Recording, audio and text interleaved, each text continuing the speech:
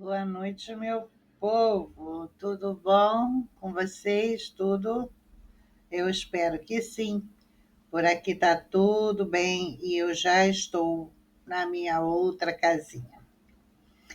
Pessoal, já deixei um vídeo lá no outro canal, tá? Falando aí do caso Mororó, que na verdade foi o único assunto interessante de hoje para que a gente pudesse comentar. E nesse vídeo aqui, pessoal, ó, não repare, eu tô aqui no crochêzinho, tá? Nós vamos fazer então uma collab. Vocês lembram que eu falei que a Kátia pediu que colegas gravassem, né? A sua trajetória até o YouTube? Então eu vou contar um pouquinho para vocês. O que eu acho importante, pessoal? O importante desses assuntos que é para gente, além de quebrar a rotina, né? Falar de outros assuntos, interagir mais. Eu conheço um pouquinho de vocês, vocês podem conhecer um pouquinho sobre mim, e acho isso bem legal, né, povo? Então vamos lá. Por que eu vim parar no YouTube? Posso começar. Eu vou ter que voltar lá atrás para poder a gente entender a caminhada da nossa vida, da vida de cada um de nós, né? Todos nós temos histórias para contar. E justamente esse fato de ter muita história para contar, uma vida que parece uma novela, né? E eu tenho certeza que alguns de vocês aí também têm uma vida que parece uma novela, acho que daria para escrever livros, né, pessoal? A minha vida é uma novela cheia de história para contar. Muita história. Muitos fatos aconteceram. Mas nesse vídeo eu vou focar em contar para vocês lá, quando eu comecei a minha trajetória, por exemplo, profissional. O que eu quero mostrar com isso para vocês?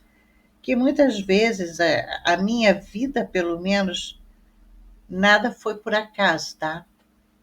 Quer dizer, nada foi planejado, ao contrário, tudo foi um grande acaso. A minha vida é um conjunto de acasos, tá? Nada planejado, direcionado, absolutamente nada.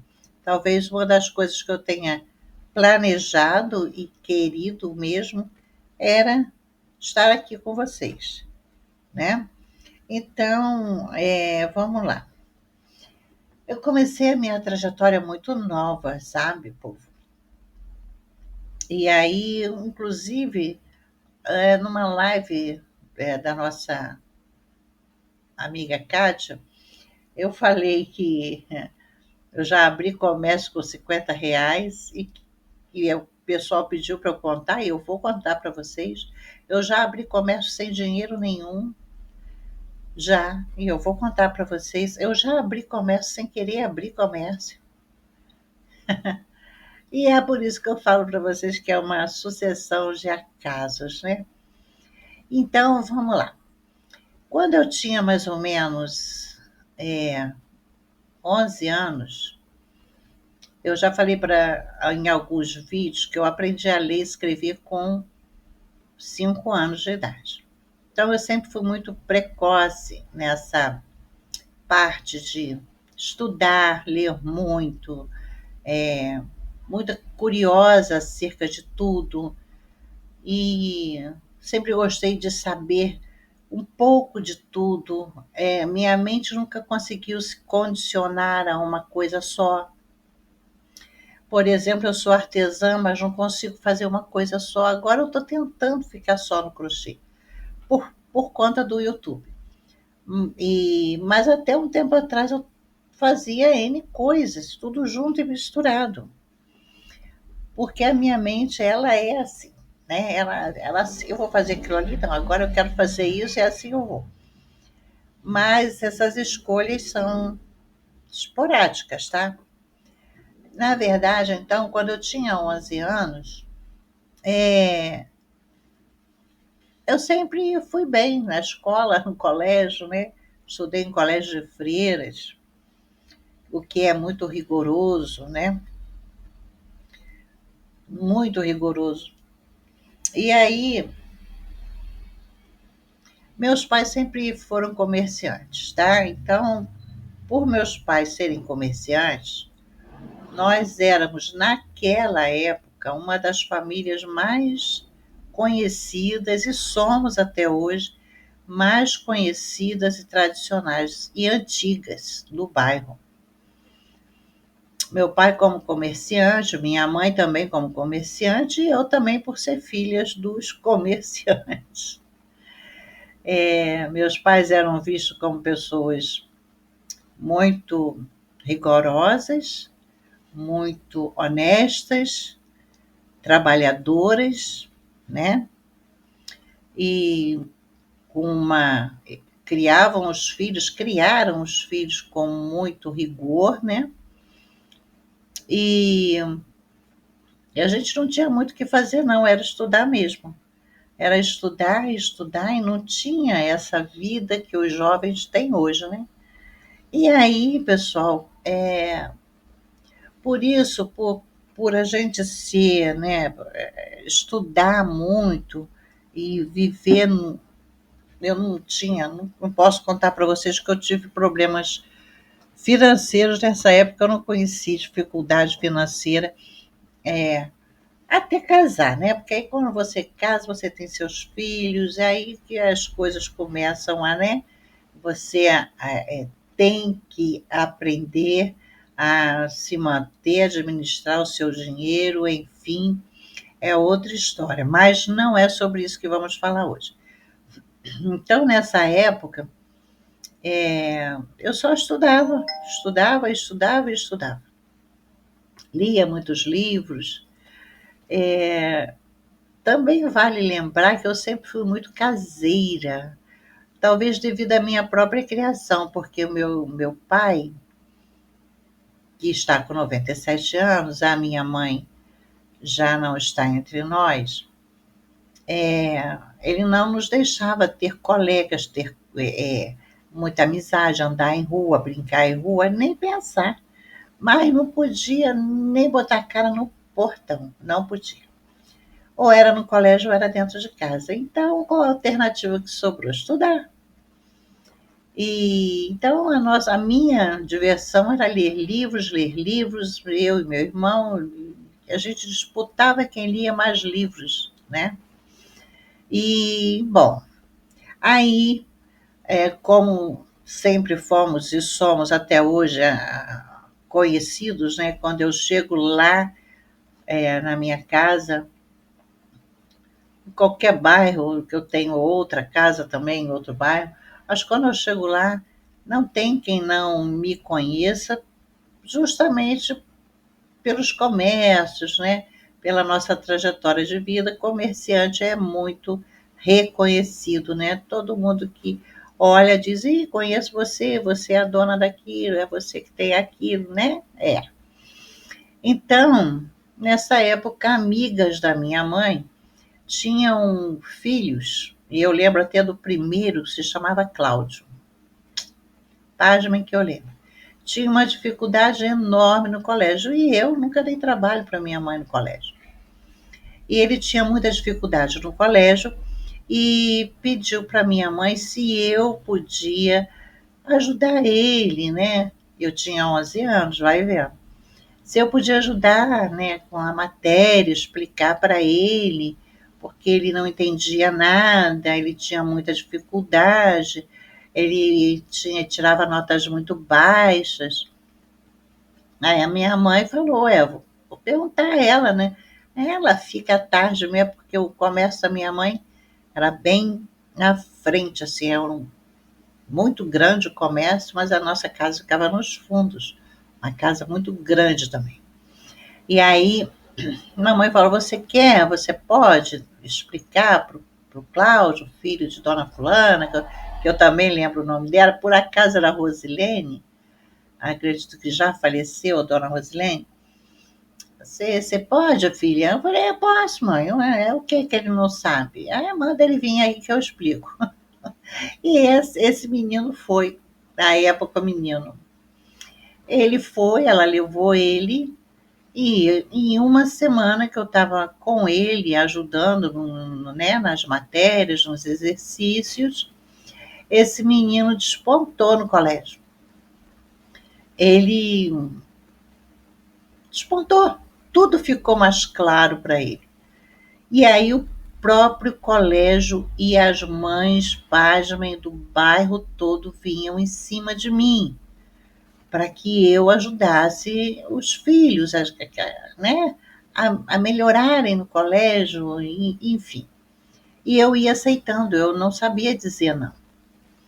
E eu ia aceitando um por um, e engraçado que eu não cobrava, tá? Não tinha valor, não tinha, não, você me paga tanto, não, não tinha isso. Eu nunca cobrei, era uma coisa gratuita, minha, era uma vontade de ajudar. E aí foi crescendo, o próprio colégio do bairro, que existe até hoje, está lá, né, um grupo escolar, tem o outro que é um liceu, mandavam as crianças para mim, para que eu ajudasse. E aí, nos fundos da minha casa tinha um quintal muito grande, uma área. E eu tinha que abrigar aquelas crianças, não podia ser dentro de casa, porque eu sempre fui muito neurótica com coisas de limpeza. E a minha mãe trabalhava, e eu tinha que estudar, e eu tinha que manter aquela casa impecável. A casa era tão impecável que não era tão moda assim você ter um tapete na sala.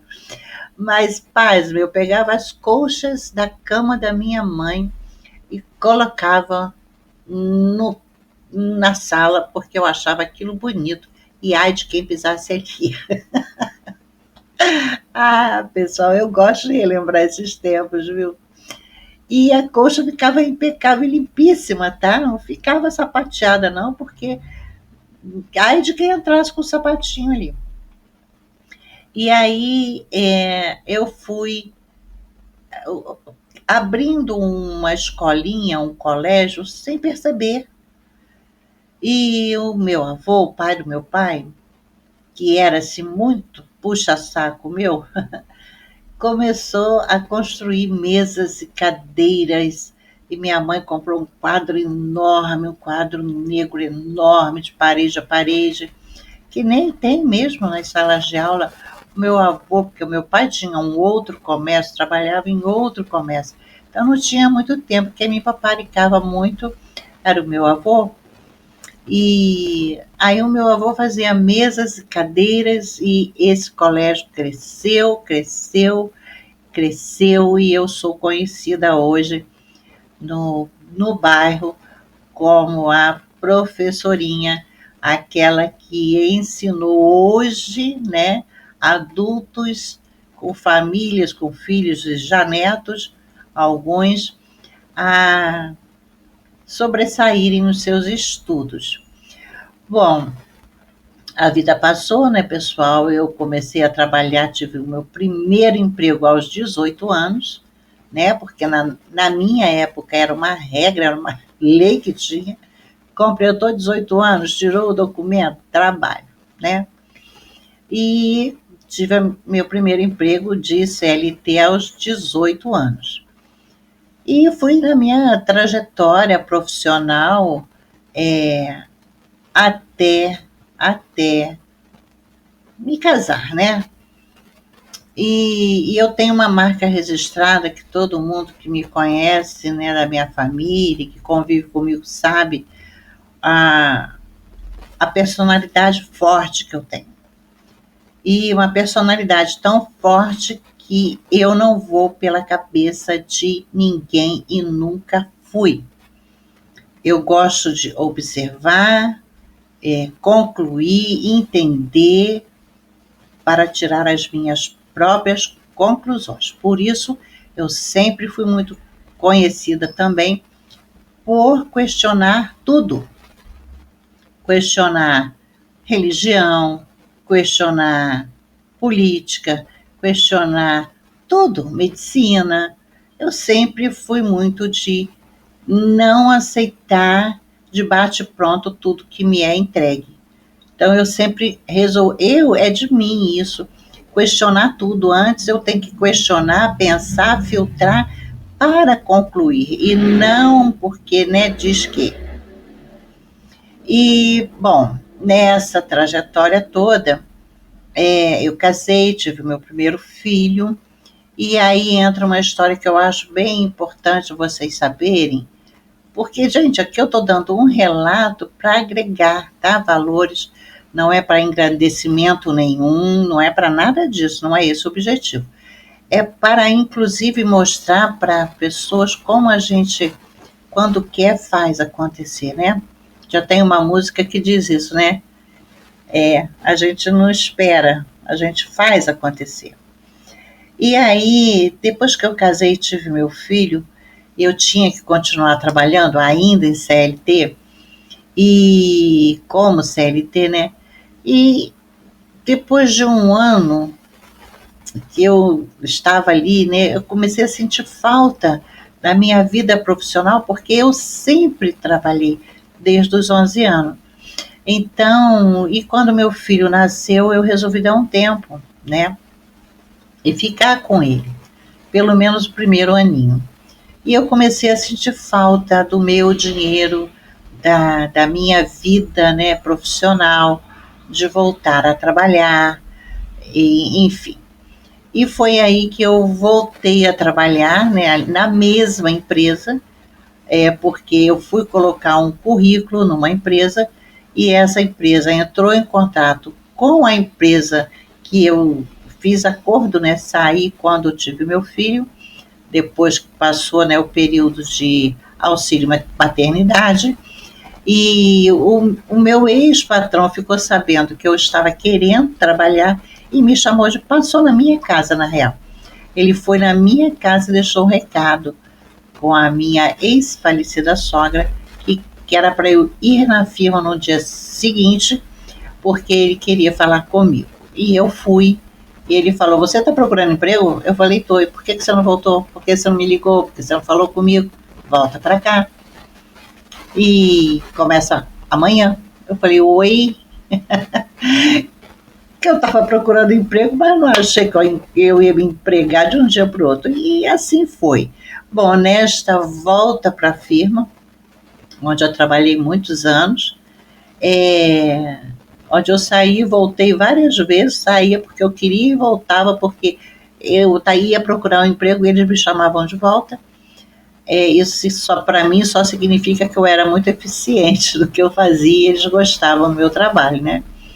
E, enfim, eu tinha que arrumar um jeito, porque eu tinha um filho, né? O meu filho mais velho entre aspas, porque tem uma mais velha que vocês vão ficar sabendo aí como que eu tenho uma filha mais velha do que o meu filho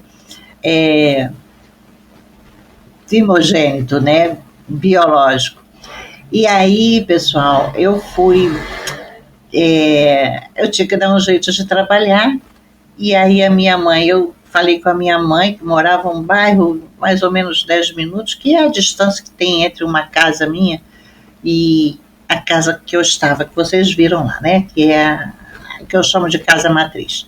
Mas eu tenho outra casa lá também, que foi a casa que foi construída quando eu me casei. Tá lá. E aí, minha mãe falou: "Não, filha, vai." Eu falei: "Mãe, como vai? E meu filho?" Ela: "Não, seu filho é comigo, deixa ele comigo." Minha mãe tinha um comércio. E mesmo assim ela queria ficar com o neto, porque ela não admitia que eu arrumasse uma outra pessoa para ficar com ele. E assim eu voltei a trabalhar e o meu filho ficou então sobre os cuidados da minha mãe. Bom, no próximo vídeo eu vou contar para vocês a parte que eu encontro, e essa parte é bem importante, a parte que eu adotei a minha filha mais velha. Fique aí para você saber o que é sofrimento. Volto já, tá? Vou subir esse vídeo e vou gravar outro.